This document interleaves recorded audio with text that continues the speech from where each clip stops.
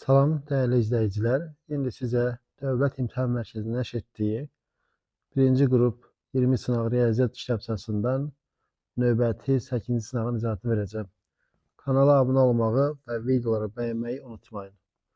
Başlayaq ilk sualdan. İfadəsinin qiymətini tapın. Burada nəyə baxırıq? Əsaslar eynidir. Hamısında əsas 46-dır. Əsas eyni olan zaman loqaritmik ifadeləri toplayan zaman əsas yerində qalacaq. Yəni, loqaritm 46 əsasdan loqaritm 6 ifadələrin hasillərini yazmalıyam. 3-də 5 vurulsun 4-də 6 vurulsun 5-də 7 vurulsun 3 nöqtə ən axırıncısı 22-də 24. Bu da bərabərdir. Loqaritm 46 əsasdan. İndi hamısını bir kəsir üstündə yazsaq. Sürətdə 5 vur 6 vur 7 vurulsun 3 nöqtə vurulsun 24. Məxrəcdə 3 vur 4 vur 5 vurulsun 3 nöqtə vurulsun 22. Burada nəyə baxırıq? Sürətdə 5-dən başlayır 24-ə qədər 24 daxil ədədlərin hasili. Məxrəcdə isə 3-dən başlayır 22-yə qədər 22 daxil ədədlərin hasili. Deməli, burada 5 vurulsun 6 vur 7 vurulsun 22 daxil ədədlərin hasilləri ixtisar gələcək. Həm sürətdə var, həm məxrəcdə. Onda qalacaq loqaritm 46 əsasdan. Sürətdə qalacaq 23 vur 24. Məxrəcdə isə 3 vur 4 qalır. Bu da bərabərdir. Loqaritm 46 əsasdan 23 vur 24 bölünsün 12. 24 12-yə bölünəcək 2 dəfə.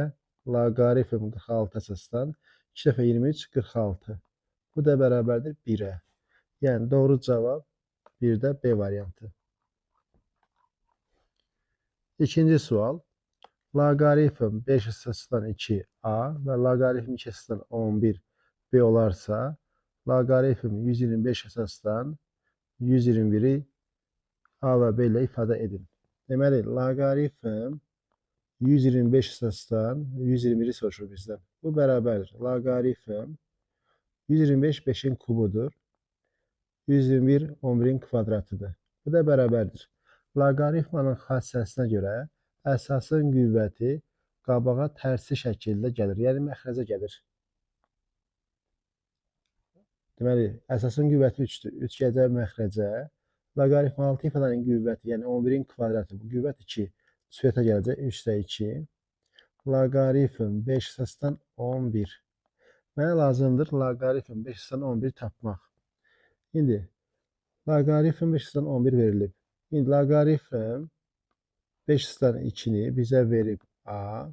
Loqaritm 2 əsasdan 11 də bizə verib B. Bizə loqaritm 5 əsasdan 11 lazımdır. Baxıram, bu ikisini tərəfə vursam, loqaritm 5 əsasdan 2 vurulsun loqaritm 2 əsasdan 11 bərabərdir A vurulsun B-yə. İndi isə loqaritm 5 əsasdan 2-ni olduğu kimi saxlayıram. Loqaritm 2 əsasdan 11-i keçirəcəm 5 əsasa. Loqaritm 2 əsasdan 11 yazacağım. Loqaritm 5 əsasdan 11 bölünsün loqaritm 5 əsasdan 2 bərabərdir AB hasilinə. Bunlar ixtisar gedir. Loqaritm 5 əsasdan 11 bərabərdir AB-yə. Gətirib burada yerinə yazsaq, nəticə olacaq 3-də 2 AB. Yəni doğru cavab 2-də A variantı.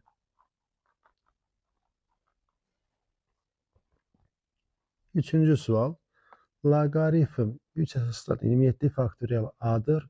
Verilən cəmidir A ilə ifadə edin. Nəyə baxırıq? Hamısında əsas eynidir. Əsas hamısında 3-dür. Əsas eyni olduğu üçün toplayan zaman əsas yerinə qalır. Loqaritm 6 ifadələrin hasillərini yazmalıyıq. Deməli, loqaritm 3 əsasdan 1 vur 2 vur 3 vurulsun 3 nöqtə vurulsun 26. Bu da bərabərdir. Loqaritm 3 əsasdan 1-dən n-ə qədər n daxil ədədlərin hasili n faktorial deməkdir. Yəni, 1-dən 26-ya qədərdir, 26-da daxildir. Olacaq 26 faktorial. Yəni bizdən bunu soruşur, nəyə bərabərdir? İndi isə keçək əvvəlki şərtə. A-nı bizə verib, loqaritm 3 əsasdan 27 faktorial. A bərabərdir. Yazırıq loqaritm 3 əsasdan 27 faktorialı yazıram. 27 vurulsun 26 faktorial şəkildə. Bu da bərabərdir. A bərabərdir. Hasilin loqaritmi loqaritmlərin cəminə bərabərdir. Loqaritm 3 əsasdan 27. Loqaritm 3 əsasdan 26 faktorial. Bizdən də bunu soruşur. Bu nəyə bərabərdir? A çıxılsın. Loqaritm 3 əsasdan 27 bərabər loqaritm 3 əsasdan 26 faktorial. Loqaritm 3 əsasdan 27 3 deməkdir. A çıx 3 bərabər loqaritm 3 əsasdan 26 faktoriala. Yəni doğru cavabımız olacaq 3-də B variantı.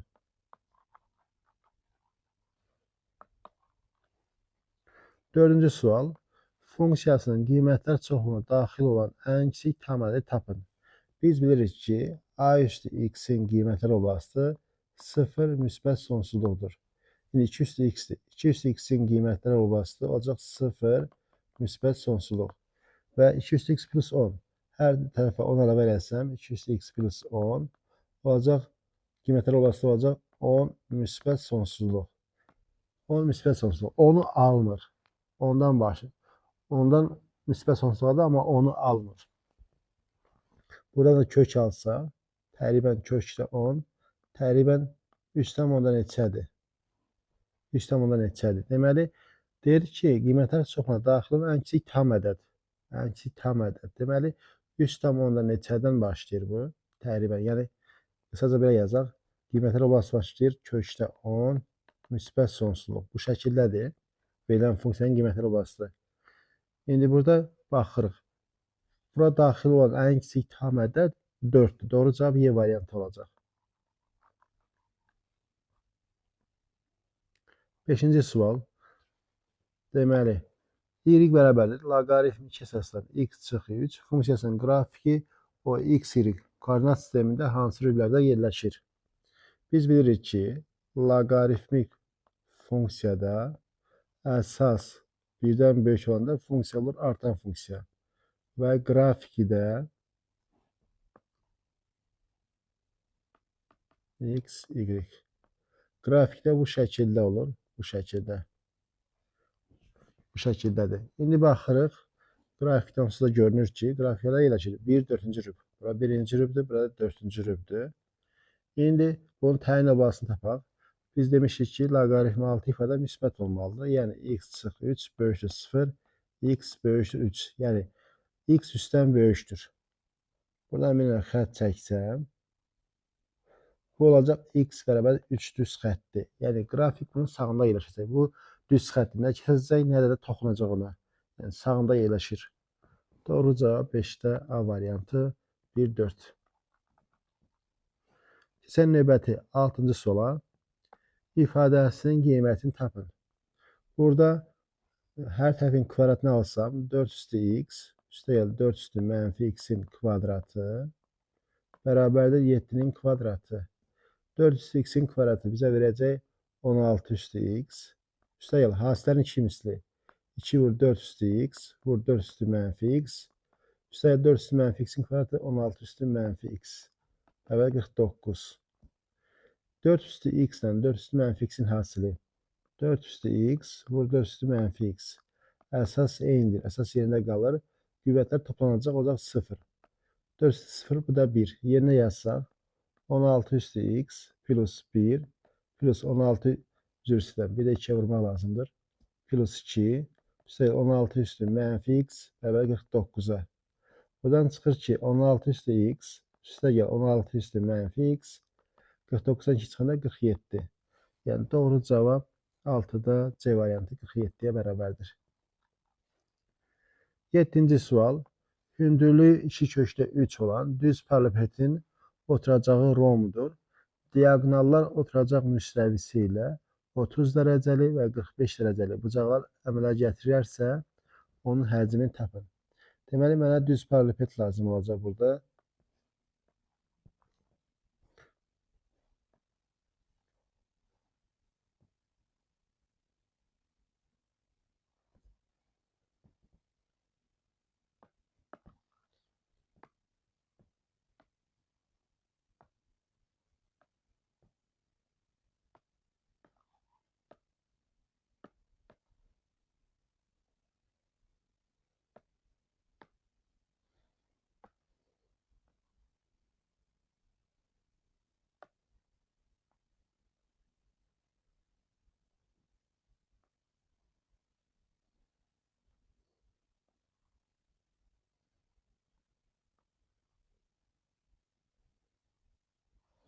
Bu bizim düz paralellepipeddir. Deyir, oturacağı romdur. Sonra diagonalları çəkməliyəm. Paralellepipedin öz diagonallarını çəkirəm. Bu biri. Bu da digəri olsun. Oturacağın da diagonallarını çəkək. Bu da oturacağın diagonalları. İndi hündürlüğü bizə verib 2/3. Şimdi deyir ki, düz paralellepipedin diagonalları oturacaq müstəvisinə 30 dərəcə. Bura 30 dərəcədir. Digəri də 45 dərəcə. Burada 45 dərəcə verilib. 45 dərəcə verib. Bizdən onun həcmini soruşur. Düz paralellepiped olduğu üçün hündürlük oturacaq müstəvisinə perpendikulyardır. Yəni bura olacaq 90 dərəcə. A, B, C, D, A1, D1, C1 və olsun burada B1. İndi burada nəyə baxırıq? A, C, C1 düzbucaqlı üçbucaqdır. 30'un qarşısı 2/3'dür və buradakı bu bucaq da 60 dərəcədir. 60. 60'ın qarşısı da AC-dir. AC bərabərdir 30'un qarşıdakının tərəfin kökdə 3 misli. Yəni 2/3'ün kökdə 3 misli olacaq neçə? 6. Bunu bildik. İndi isə baxırıq. Burada 90 dərəcədir. 90 dərəcə. B, D, D1 üçbucağında 45'in qarşısı D1 2/3'dür, hündürlükdür. D1'in qarşısı 2/3'dür. Bu bərabər yanlı düzbucaqlı üçbucaqdır. D1 bərabərdir BD-yə. Yəni bu da bərabərdir 2/3. Bunu da bildik. İndi prizmanın həcmi B bərabərdir S oturacaq vur H.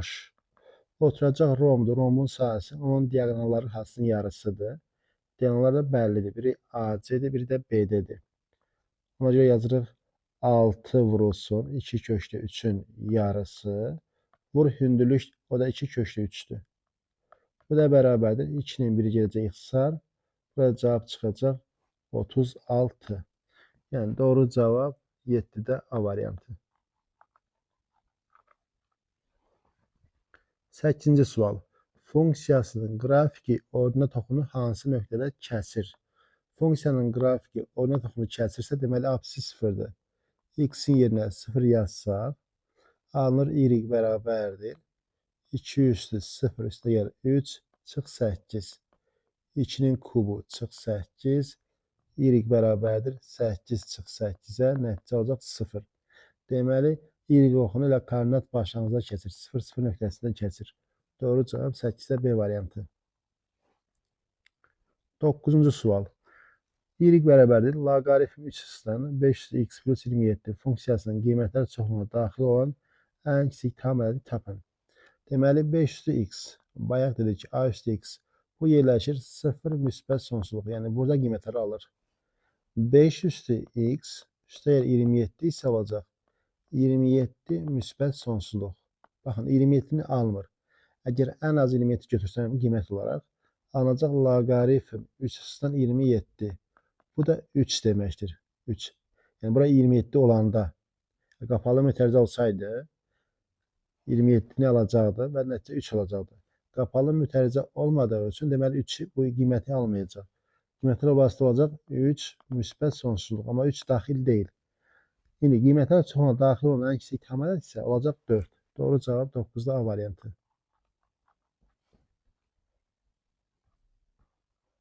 10-cu sual. İfadəsinin qiymətini tapın. Burada nə edəcəyik? Əvvəlcə loqaritm 5 əsasdan 3'ə bunu əvəzləməyə aparacağım. Yəni T deyəcəm. T. İndi mənə lazımdır loqaritm 25 əsasdan 9'u sadələşdirmək. Loqaritm 25 əsasdan 9 bərabərdir. Loqaritm 25 5'in kvadratıdır. 5'in kvadrat əsasdan 9 3'ün kvadratı. İndi loqaritmin xassəsinə görə əsasın qüvvəti məxrəcə gəlir 2. Loqaritm 6 ifadənin qüvvəti, yəni 3'ün qüvvəti də sürətlə gəlir, o da 2'dir. Loqaritm 5 əsasdan 3. 2'nin 2'yə nisbəti 1'dir. Yəni olur loqaritm 5 əsasdan 3. Bunu bildik. İndi əvəzləmə aparmışam burada. Loqaritm 5 əsasdan 3'ə demişəm T. Buradan çıxır ki 3 bərabərdir 5 üstü T. 5 üstü T. Gətirib yerinə yazaq. Deməli 5 üstü 5 üstü. Loqaritm 500-dən 3. 3-ün kvadratı olacaq 5 üstü t kvadrat. Çıxılsın. 3-ün yerinə yazıram 5 üstü t. Qüvvəti də sadələşdirmişəm burada. Loqaritm 500-dən 3-dür. Bu da t deməkdir. Bu da t. 5 üstü t kvadrat çıx 5 üstü t kvadrat nəticə olacaq 0. Yəni 10-cu suala doğru cavab 0-a bərabərdir. 11-ə keçək. Bərabərsizliyi həll edin. Burada nə edəcəyik? 5 üstü x-ə yeni bir dəyişən daxil edəcəyik. 5 üstü x-ə deyirəm t. Alınır t kvadrat çıx 6t üstə gəl 5. 0-dan kiçikdir. İndi bunu vurgulara ayırsaq olacaq t çıx 5 t çıx 1. 0-dan kiçik. Ədəd oxu çəkirik. Sıfırları biri 5'dir, biri 1'dir. Hər ikisi boşluq içindədir. 1 və 5. Ədəd oxu bölündü 3 hissəyə. 5'in sağında t üçün hər hansı bir qiymət seçirəm. 5'in sağında 6 seçirəm. T'nin yerinə 6 yazsam 6 çıx 5 müsbət, 6 çıx 1 müsbət, hasil müsbət. 1 ilə 5 arasında t'nin yerinə 4 seçirəm. T'nin yerinə 4 yazsam 4 çıx 5 mənfi, 4 çıx 1 müsbət. 1'i mənfi, 1'i müsbət, hasil mənfi. 1'in solunda t'nin yerinə 0 seçirəm. T'nin yerinə 0 yazsam hər ikisi mənfi, hasil olacaq müsbət. Bizə də kiçikdir 0, mənfi olan hissə lazımdır. Deməli, t yerləşir 1 ilə 5 arasında. Ona görə yazıram 1 kiçikdir t, o da kiçikdir 5'dən. T'mizdə 5 üstü x-dir. Yerinə yazsaq 1 kiçikdir 5 üstü x, o da kiçikdir 5'dən. 1'i yazıram 5 üstü 0, kiçikdir 5 üstü x, kiçikdir 5'i də yazıram 5 üstü 1. Əsas 5'dir. Əsas 5 olduğu üçün və 1'dən 5 olduğu üçün işarə dəyişməz. Yəni 0 kiçikdir x, o da kiçikdir 1 olaraq yazırıq. Yəni doğru cavab 0, 1 intervalı. Yəni Y variantı. 11'də cavab Y variantıdır. Keçək növbəti suala. Növbəti sualımız 12-ci sual. Bərabərsizliyin neçə tam həlli var? Bura nəyə baxırıq? Biz demişik ki, loqaritm 6 ifadə müsbət olmalıdır. Yəni modul x çıx 3 böyükdür 0 olmalıdır. Modul həmişə 0-dan böyükdür. Amma modulun 0 olduğu yer də var. Ona görə də bura 0 ola bilmədiyi üçün yazmalıyam ki, x 3 ola bilməz. Bunu qıraqda yazaq. Yəni x sadəcə 3 qiymət ala bilməz. 3-dən başqa bütün qiymətləri alacaq. İndi yazırıq. Loqaritm 2 əsasdan modul x çıx 3 kiçikdir. 3'ü yazıram 2 əsasdan. Loqaritm 2 əsasdan 8. İndi baxırıq. Əsas 2'dir. 2 və 1'dən böyükdür. Əsas 1'dən böyük olanda işarə dəyişmir. Ona görə yazırıq ki, x çıx 3'ün modulu kiçik olmalıdır ki, 8'dən. Yəni bu bundan kiçik olmalıdır ki, bərabərsizlik ödənsin. İndi modulu 8'dən kiçik olan ədədlər mənfi 8 ilə 8 arasında yerləşir. Hər tərəfə 3 əlavə eləsəm, mənfi 8 plus 3, x çıx 3 plus 3 və 8 plus 3. Mənfi 8 plus 3 bizə verir mənfi 5'i. Burada alınır x, burada alınır 11. İndi baxaq. 4 dənə mənfi var. Mənfilərin sayı. 4 dənə mənfi var. 10 dənə müsbət var. Bir dənə 0 var. 10 dənə müsbət, bir dənə 0. 15 ədəd var hazırda. 15 ədəd.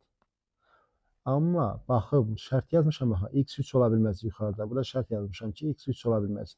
3 də bunun içərisində olduğu üçün 15'dən birini çıxmalıyam. 15 çıx 1, 14. Deməli, bərabərsizliyin tam həll sayısı olacaq 14 dənə. 12A variantı. Növbəti sual 13-cü sual. LC ln x bərabərdir 0 tənlinin kökünün tam hissəsini tapın.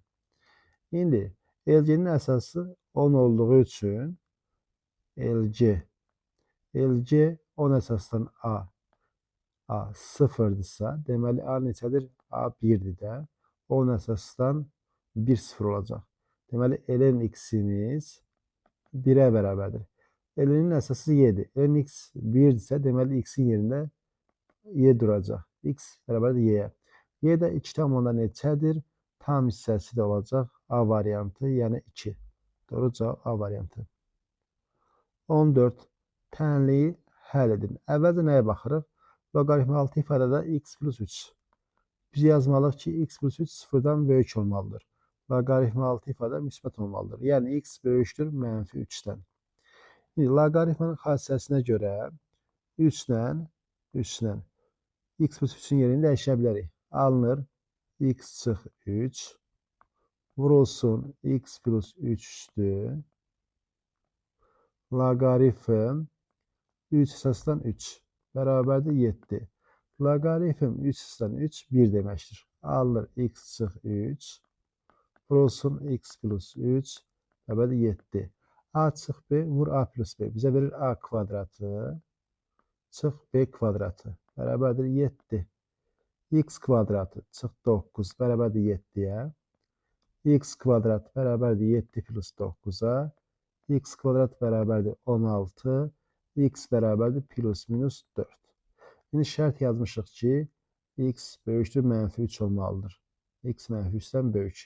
Buna görə mənfi 4 ödənməz. Cavab sadəcə 4 olacaq. Doğru cavab 14-də Y variantı. Keçirik 15-ci suala. Tənlini həll edin. Burada pi üstü x-ə yeni bir dəyişən deyəcəm, a deyəcəm. Alınacaq a çıxılsın. 30 bölünsün a bərabərdir 1-ə. İndi pi üstü x a-dırsa təbii ki, burada a müsbət olacaq. Sıfırdan böyük olacaq. Dəyişən qüvvət üstündə olduğu üçün nəticə burada müsbət olacaq. Deməli, a sıfırdan böyük olduğu üçün bərabərliyin hər tərəfini a-ya vursam, alınır a kvadrat çıx 30 bərabərdir a-ya. Bərabərliyin hər tərəfindən a çıxsam, alınır a kvadrat çıx a çıx 30 bərabərdir 0. Bunu yazırıq a çıx 6 a plus 5 şəklində bərabərdir 0. A sıfırdan böyük olduğu üçün deməli, bura heç vaxt 0 ola bilməz. Yəni, a sıfırdan böyükdür. Üzərinə 5 də gəlsəm, daha da böyüyəcək. 5 vay da böyüyəcək və nəticə 0 ola bilməz. Deməli, bura 0 olmalıdır. A çıx 6 bərabərdir 0. A bərabərdir 6. A müsbətlə bu şərtdə ödəyir. Gətirib yerinə yazsaq burada, pi üstü x bərabərdir 6-ya. X bərabərdir loqaritm pi əsasdan 6. Yəni doğru cavabımız 15-də D variantı. 16-cı sual. 5 bucaqlı prizmanın neçə müstəvi bucağı var? N bucaqlı prizmanın 6n sayda müstəvi bucağı var. 5 bucaqlı olduğu üçün 6 vur 5 cavab olacaq 30. Doğru cavab A variantı. 17-ci sual. Həcmi 40 olan ABCD, A1, B1, C1, D1 düzbucaqlı paralelitində AB 10 və MNF nöqtələri yerləşdikləri üzlərin diaqramlarının kəsişmə nöqtələri olarsa, MNF dördbucaqlısının sahəsini tapın. Burada nəyə baxırıq? AB-ni bizə verib 10. Yəni, bura 10 verilib. Bura mən B deyirəm, burada C deyirəm. Həcm nəyə bərabərdir? Həcm. Düzbucaqlı paralelin həcmi oturacağın sahəsi 10 vurulsun B, vurulsun C. Bərabərdir 40. B vurulsun C bərabər olacaq neçə? 4. İndi baxırıq. İndi düzbucaqlı paralel olduğu üçün yan tel oturacaq müstəvisi nədir? Perpendikulyardır. Yan tel oturacaq müstəvisinə perpendikulyardır. İndi yan tel də yəni NF-ə bərabər olacaq. MY də oturacağın uzunluğuna bərabər olacaq. MY. Orta nöqtələrdir bu. MN, YF orta nöqtələr olduğu üçün yan tel oturacaq müstəvisinə perpendikulyar olduğu üçün burada NF də MY-yə perpendikulyar olacaq. Yəni, bura olacaq 90 dərəcə. Onda bu dördbucağlının sahəsi olacaq. MY bərabərdir bizdə. MY bərabərdir B-yə. NF bərabərdir bizdə isə C-yə. Ona görə bu dördbucağlının sahəsi olacaq. S bərabər olacaq. Diagonalları hansının yarısı? B vur C-nin yarısı. B vur C-ni tapmışıq. 4. 4-ün də yarısı. Cavab olacaq 2. Doğru cavab B variantı. 18-ci sual. Həcmi 5 olan üçbucaqlı piramidanın bir təpədən çıxan 3 tili bir-birinə cüt-cüt perpendikulyardır. Perpendikulyar olan tillərin uzunları natural ədədlər olarsa, onların cəmi ən böyük qiymətini tapın. Cəminin ən böyük qiyməti. İndi burada nəyə fikir vermək lazımdır?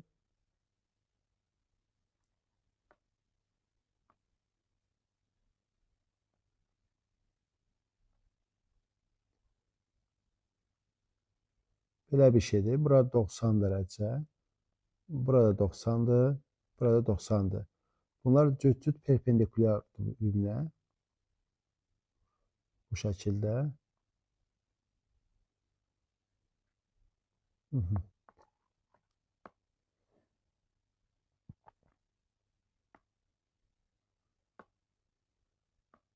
Hətta belə çevirək. Qoy rahat görünsün. Biraz da böyüdək bunu. İndi baxaq.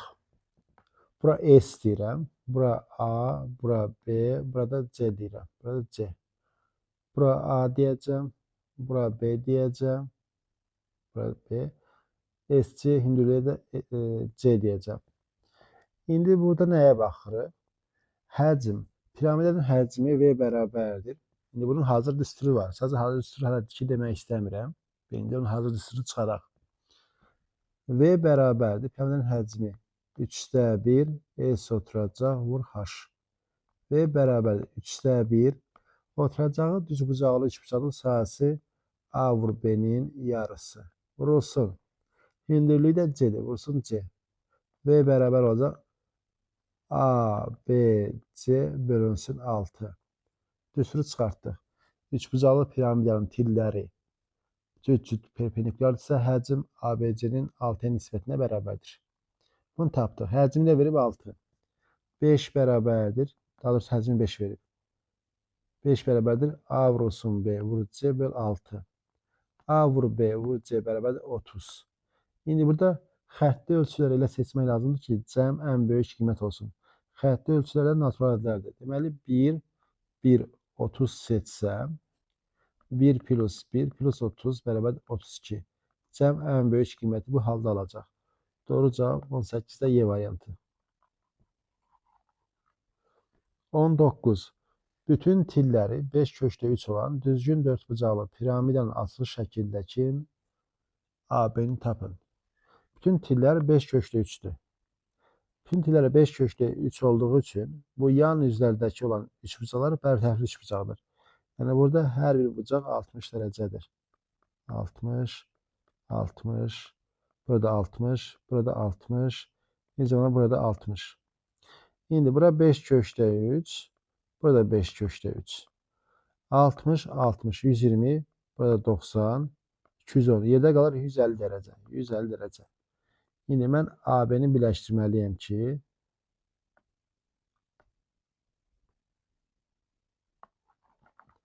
AB-ni orada birləşdirməliyəm. Bu şəkildə. İndi bizdən AB-ni soruşur. Baxıq. Deməli, bu şəkildədir. Bura 150 dərəcədir. Bura 5/3. Burada 5/3. Burada deyirik X. AB X deyirik. İndi iki tərəf və onlar arasındakı bucaq verilib. Üçüncü tərəfi, yəni bucağın qarşısındakı tərəfi soruşur.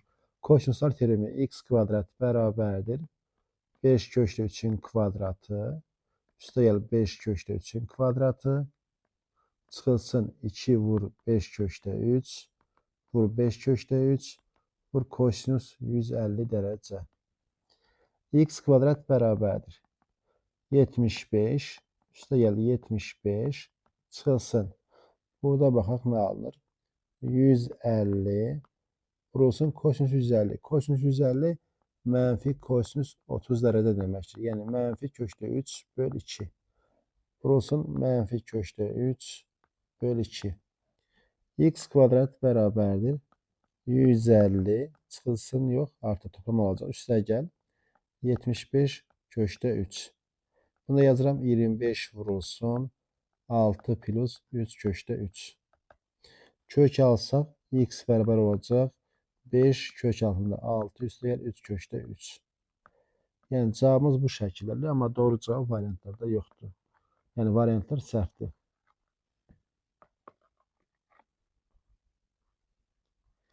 20-ci sual və sual belədir. Diaqonalı 5 olan ABCD, A1, B1, C1, D1 düzbucaqlı paralelitində M və N nöqtələri yerləşdikləri üzlərin diaqonallarının kəsişmə nöqtəsidir. AB-ni 3 verib, M-ni soruşur bizdən. AB 3 isə burada 3 olacaq. Burada C deyirəm, burada B deyirəm. İndi düzbucaqlı paralelin diaqonalı bərabərdir A kvadrat plus B kvadrat plus C kvadrat bərabərdir diaqonalın kvadratı, yəni D kvadratına. Burada ABC xətti ölçülərdir. A bəllidir, A 3'dür. 3'ün kvadratı, üstə gəlir B kvadratı, üstə gəlir C kvadratı. Bərabər D kvadrat, diaqonalda verir 5. Bərabərdir 5'in kvadratı. 9 üstə gəlir B kvadrat, üstə gəlir C kvadratı bərabər 25'ə. Buradan alınır ki, B kvadrat plus C kvadrat bərabərdir. 9'u sağa keçirsək, 25 çıxı 9, 16. İndi bizdən də soruşur M-in uzunluğu. Buranı birləşdirsək, orta ilə birləşdirsək, bir də buranı da birləşdirsək, iş bitir. Bura 90 əmələ gəldi. 90. Burada bir Y nöqtəsi deyirəm. Y nöqtəsi. YN, C C1'in yarısıdır, yəni C'nin yarısıdır. MY isə AD'nin yarısı, yəni B'nin yarısı olacaq. Burada X deyirəm. Pifagor teoremi tətbiq etsək, X kvadrat bərabərdir B bölünsün 2'nin kvadratı, üstə gəl C bölünsün 2'nin kvadratı. X kvadrat bərabərdir B kvadratı bölünsün 4, üstə gəl C kvadrat bölünsün 4. Məxrəc eynidir, məxrəc yerində qalır. Sürətləri toplayacağım. B kvadrat üstə gəl C kvadrat. B kvadrat plus C kvadratı almışıq 16. Yerinə yazsaq, X kvadrat bərabərdir 16'nın 4'ə nisbəti, bu da 4. X kvadrat 4 isə deməli X'imiz neçədir? X'imiz 2'dir. Deməli, burada M-in uzunluğu olacaq 2. Doğru cavab Y variantı. Keçək növbəti suala. 21-ci sual və sual belədir. Şəkildəki fiqur konqruent kublardan düzəldilmişdir. Hər bir kubun həcmi 125 olarsa, bu fiqurun üstten görünüşünün sahəsini tapın. Burada hər bir kubun həcmini 125 verib. Deməli, kubun həcmi onun tilinin kubuna bərabərdir. Yəni, A kubu bərabərdir 125'ə. A alınır 5. A 5. A 5'dirsə deməli bu 5, bura 5, bura 5. Burada 5, burada 5, bura 5, bura 5. İndi üstten görünüşü necədir? Bunun üstten görünüşü eni 3 dənə kubun uzunluğuna bərabər, uzunluğu isə 4 dənə kubun uzunluğuna bərabər, yəni düzbucaqlı formasındadır da. Yəni bura 20'dir, burada 15'dir. Eni 15, eni 15 və uzunluğu 20 olan düzbucaqlı formasındadır bu. Düzbucağlığın sahəsini soruşur. Onda sahəsi S bərabərdir. Eni vurulsun uzunluğu. Bu da bərabərdir 300. Yəni doğru cavab burada A variantında verilib. 22-ci sual. Həcmi 8 olan ABCD, A1, B1, C1, D1 kubunda A1, C1 və D təpələrindən keçən kəsin sahəsini tapın. İndi bizə kub lazımdır. Kub çəkməliyik burada.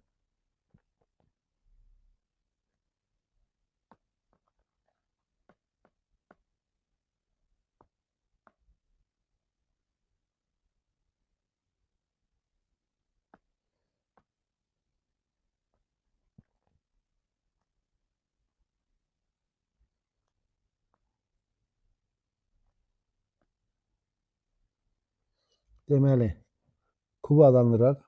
A, B, C, D, A1, B1, C1, burada D1. İndi bizə deyir ki, A1, C1, D. A1, C1, D. Deməli, A1, C1,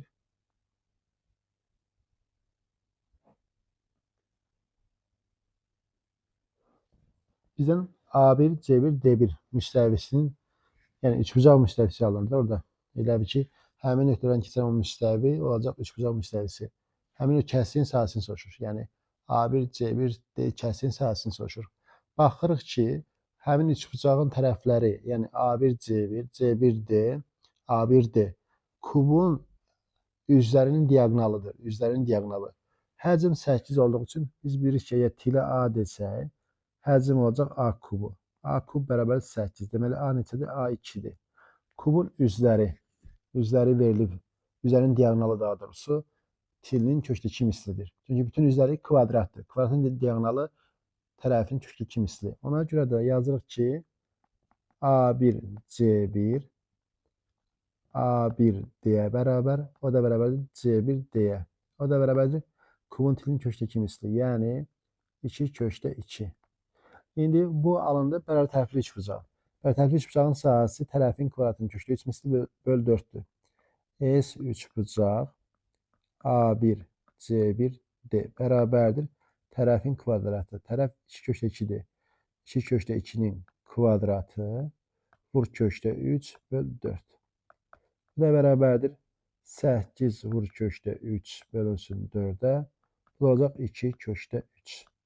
Yəni doğru cavab 22-də D variantı 2 kökdə 3-ə bərabərdir. Keçək növbəti suala, 23-cü sual və sual belədir. Tənlini həll edin. Burada nə edəcəm? 25 ilə 9-un yerini dəyişəcəm. 25 ilə, daha doğrusu 3-ün yerini dəyişirəm. Və 9-da yazıram 3-ün kvadratı şəklidə və buradakı bu 2 də gələcək qabağa. Olacaq 5 üstü 2 loqaritm x-dan 3. Üstə gəl. 25 ilə 3-ün yerini dəyişəcəm. 25 üstü loqaritm x-dan 3. Bu da bərabərdir 10-a. 5 üstü loqaritm x-dan 3. Qabağında 2 var. Üstə gəl. 25 5-in kvadratı olduğu üçün olacaq 5 üstü 2 loqaritm x-dan 3. Bərabərdir 10-a. İndi bunları toplayanda olacaq 2 vurulsun loqaritm, daha doğrusu 2 vurulsun 5 üstü 2 loqaritm x-dan 3 bərabərdir 10-a. Hər tərəfi 2-yə bölsək 5 üstü 2 loqaritm x-dan 3 bərabərdir 5-ə. Deməli 5-in qüvvəti 1 olması lazım. 2 loqaritm x-dan 3 bərabərdir 1-ə. Loqaritm x-dan 3 bərabərdir 2-də 1-ə. 3 də bərabərdir buradan x-dür 2-də 1-ə. X-dür 2-də 1. X tapmaq lazımdır. Hər tərəfin kvadratını alsam 3-ün kvadratı bərabərdir x-dür 2-də 1-in kvadratı. X 2-də 1-in kvadratı x-dir. 3-ün də kvadratı 9. Yəni doğru cavab burada 9-a bərabərdir. Tənlinin kökü olur 9. Keçək 24-cü suala. Bərabərsizliyin ən böyük tam həllini tapın. Burada biz nəyə baxırıq? Ədədin modulu 11-dən kiçikdir. Modul 11-dən kiçik olan ədədlər mənfi 11-dən 11 arasında yerləşir. Buna görə yazırıq ki, mənfi 11 kiçikdir 2 üstü x çıx 5. Bu da kiçikdir 11-dən. Hər tərəfə 5 əlavə eləsəm, mənfi 11 üstə gəlib 5. 2 üstü x çıx 5 üstə gəl 5. O da kiçikdir 11 üstə gəl 5-dən. Mənfi 6 kiçikdir 2 üstü x-dən. O da kiçikdir 16-dan. 2 üstü x-imiz həmişə müsbətdir. Ona görə mənfi hissə itəcək. 0 kiçikdir 2 üstü x. O da kiçikdir 16-dan. Deməli, ən böyük qiymət soruşduğu üçün bizə sağ hissə lazımdır. Bu hissə lazımdır. 2 üstü x kiçikdir 16. 16-nı yazıram 2 üstü 4. Əsas 2-dir və 1-dən böyükdür, işarə dəyişməz. X 4-dən kiçik olmalıdır ki, 2 üstü x 2 üstü 4-dən kiçik olsun. Bərabərsizliyin ən böyük tam həlli soruşur. X bərabərdir 3. Ən böyük tam həll x 3-dür. Yəni doğru cavab 3-ə bərabərdir. Keçən növbəti 25-ci suala. Loqaritm 2-dən x bərabərdir mənfi modul x tənlinin neçə kökü var? Bunun ən rahat yolu hər ikisinin qrafikini çəkməkdir.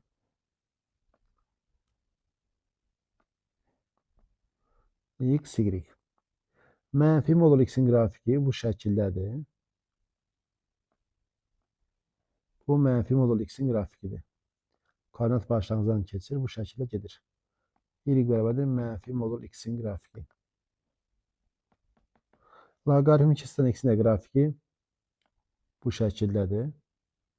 Bu da loqaritm 2 əsasdan x-in qrafiki. Təbii ki, burada x müsbətdir. X müsbət olduğu üçün bu qrafik yalnız 1 və 4-də yerləşir. 1 və 4-də yerləşdiyi üçün yalnız bir dənə həll olur burada. Yəni bir də kəsişirlər. Ona görə bu tənin yalnız bir həlli var. 26. Oturacaqları trapesiya olan düz prizmada paralel yan üzlərin sayıları 7 və 15, onlar arasındakı məsafə isə 3-dür. Prizmanın həcmini tapın. Deməli, oturacaqları trapesiya olan düz prizmadır. Düz prizma. Deməli, əvvəlcə mən trapesiya çəkməliyəm.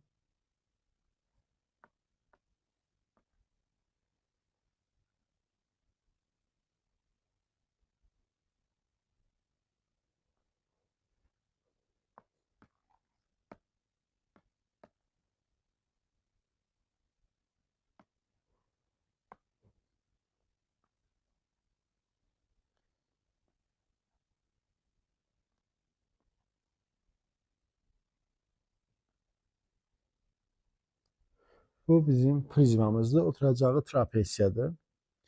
Deməli, A, B, C, D, A1, B1, C1, D1. İndi bu bizim oturacaqları trapesiya olan düz prizmadır. Paralel yan üzlər arasındakı paralel yan üzlərin sayıları.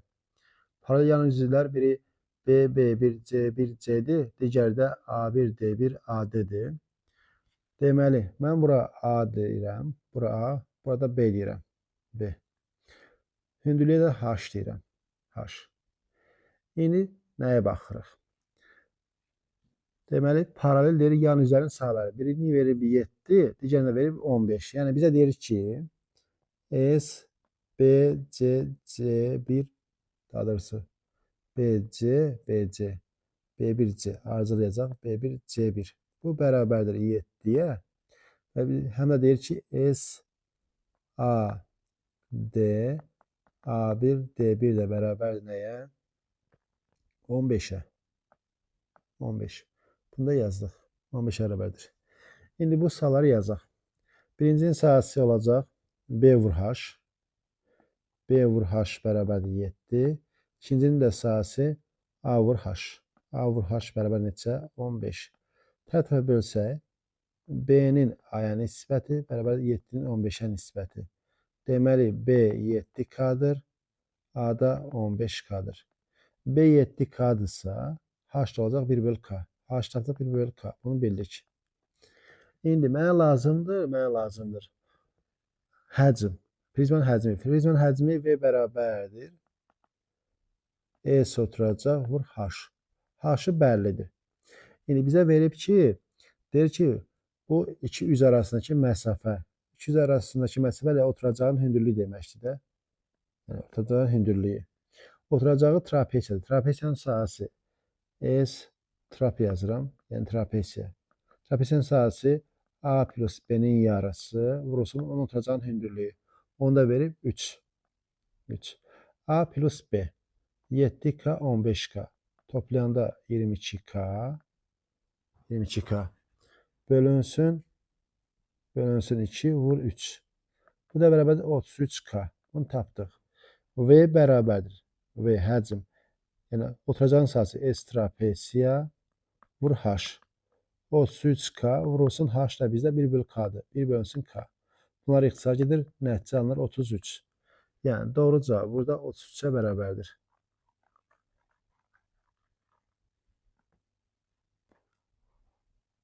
Keçək 27-ci suala.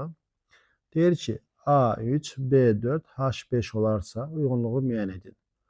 A və B oturacağı düzbucaqlı üçbucaq olan düz prizmanın oturacağın katetləri. 2. A və B oturacağı düzbucaqlı üçbucaq olan piramidanın oturacağın katetləridir. A və B düzbucaqlı parallelepipedin oturacağın tərəfləridir. İndi bunun üçün şəkilləri burada mən çəkmişəm. Şəkilləri.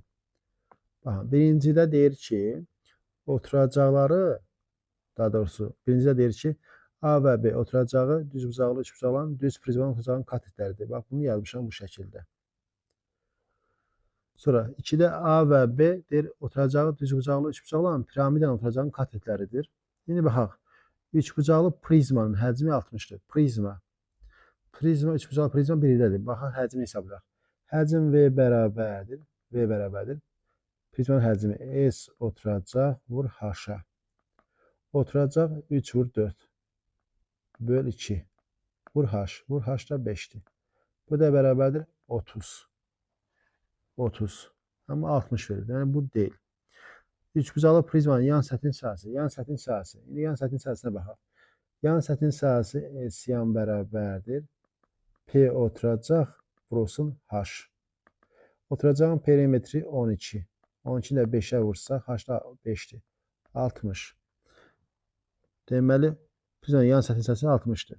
1'ə B uyğun gəldi. Bunu yazacaq. 1'ə B. Deməli, A prizma, üçbucaqlı prizma. Yalnız bir dənə üçbucaqlı prizma var. Ona görə A aid deyil. A getdi artıq. B-ni də istifadə elədik. Üçbucaqlı piramidanın həcmi 10'dur. Üçbucaqlı piramidanın həcmi. Piramidanın həcminə baxaq. Üçbucaqlı piramida. Piramidanın həcmi 3/1 S oturacaq vur H-dır. 3/1 S oturacaq 3 vur 4'ün yarısı. H da 5'dir. 3'lər getdi. Bəli, burada alınır 10. 2'ye C variantı. C də istifadə olundu. Düzbucaqlı parapetin həcmi 60'dır. Parapetin həcmi V bərabərdir.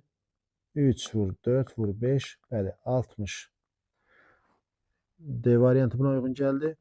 Düzbucaqlı parapetin yan səthin sahəsi. Yan səthin sahəsi S yan bərabərdir. 2C A plus B'dir. 2C 10. A plus B də 7. 70'dir. Elə bir cavab yoxdur. Ona görə də hərəsinə bir dənə aid oldu. 1B, 2C, 3D. Keçək növbəti suala. 28-ci suala. Bərabərliyi A-nın hansı qiymətindədir? Doğrudur. Bərabərliyi. Burada nəyə baxırıq? 4 ilə 2 açıq 3-ün yerini dəyişə bilərik. Dəyişsə alınacaq. 4 üstü loqaritm A plus 3 əsaslan 2A çıx 3 bərabər 4-ə. Deməli, loqaritm A plus 3 əsaslan 2A çıx 3 olmalıdır 1. Burada da çıxır ki, 2A çıx 3 bərabərdir A plus 3-ə.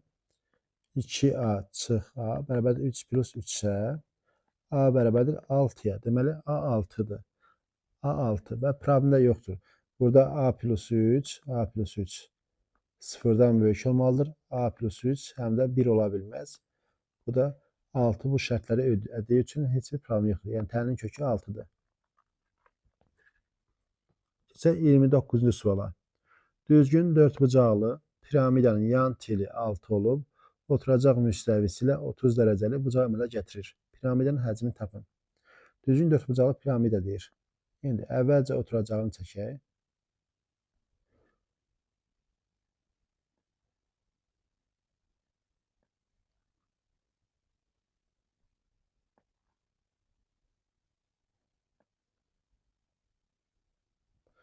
Bu olsun düzgün dördbucaqlı bizim piramidamız.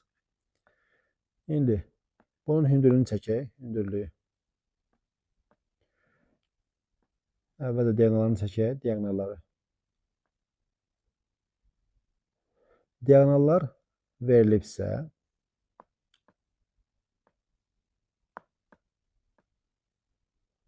bunu biraz daha səliqəli formaya salaq. Rahat görünsün. İndi baxın. Hündürlüyün oturacağı düşür diaqonalların kəsişmə nöqtəsinə. Yəni, bura 90 dərəcədir. Bura 90 dərəcə. İndi bizə deyir ki, düzgün dördbucaqlı piramidanın yan tili 6-dır. Yan tili 6-dır. Bura S deyək. A, B, C, D. Burada O deyək. Bizə verib, buranı verib, yəni SAO bucağını verib 30 dərəcə. 30. Bura olacaq 60 dərəcə. SOA üçbucağında üçbucağında. 90'ın qarşısı 6-dırsa, 30'un qarşısı yarısı 3. 30'un qarşısı 3'dürsə, 60'ın qarşısı onun kökdə 3 missili. Yəni bura olacaq 3 kökdə 3. Burada da oturacaq. Düzgün 4 bucaqlı dediyi üçün oturacağı nədir burada? Oturacağı kvadratdır. Yəni AC ilə BD bərabərdir. Olacaq neçə? Hər ikisi olacaq 6 kökdə 3. Çünki diagonal kəsmə nöqtəsinə yarıya bölünür. Burada 3 kökdə 3'dür.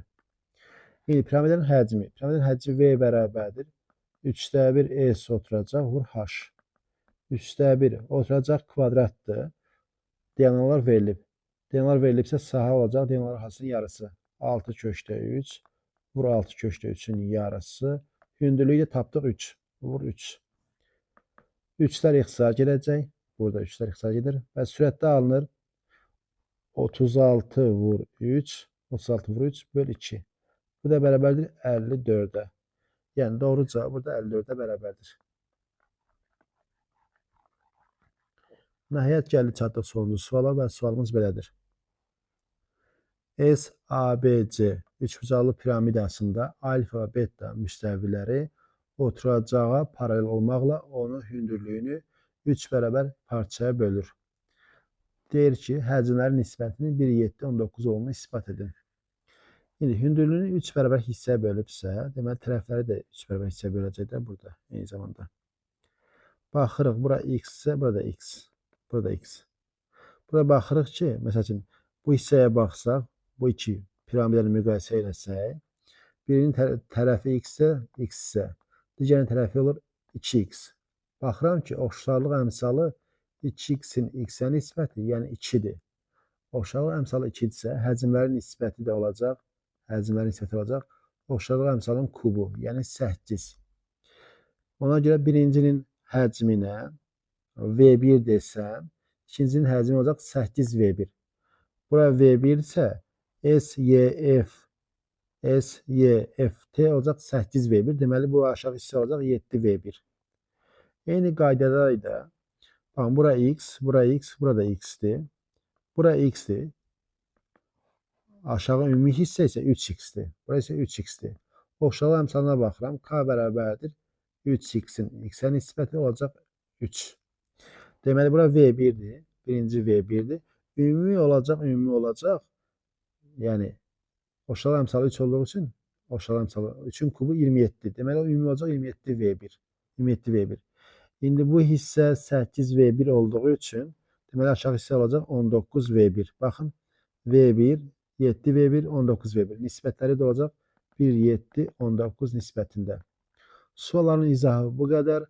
Videoların davamlı olması üçün kanala abunə olmağı, videoları bəyənməyi və kanalı başqalarıyla, yoldaşlarınızla paylaşmağı unutmayın.